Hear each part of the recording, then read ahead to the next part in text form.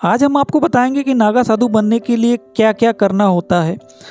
जब कोई साधु नागा साधु बनता है तो उसके लिए सबसे पहले उसे अपना और अपने माता पिता और अपने परिवारजनों का पिंडदान करना होता है। वीडियो में दिख रहे नागा साधु आपको पिंडदान करते हुए दिखाई दे रहे हैं।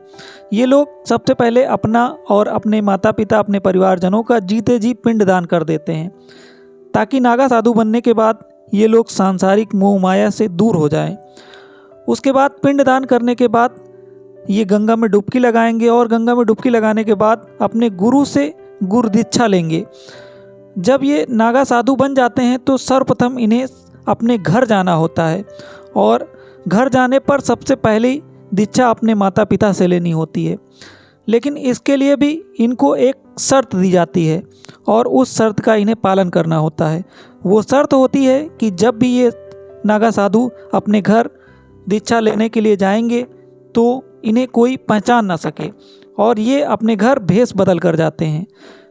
अगर कोई भी नागा साधु अपने घर भिक्षा लेने जाता है और उसका परिवारजन उसे पहचान लेता है, तब ये नागा साधु नहीं बन पाते हैं और घर से दीक्षा लेने के बाद ये लोग वापस आते हैं और फिर ये नागा साधु बनने की प्रक्रिया में आगे बढ़ जाते हैं।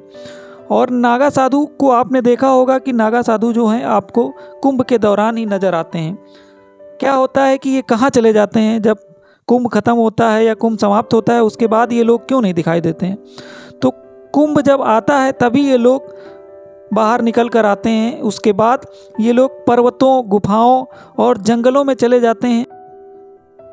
दो तरह के नागा साधु होते हैं। एक वो नागा साधु जो अपने शरीर पर केवल एक वस्त्र धारण करते हैं और दूसरे नागा साधु जो बिना वस्त्र के होते हैं।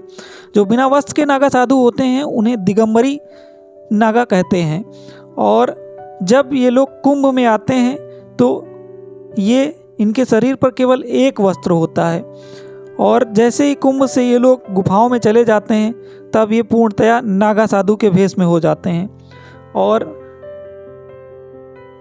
महिलाएं भी नागा साधु बनती हैं।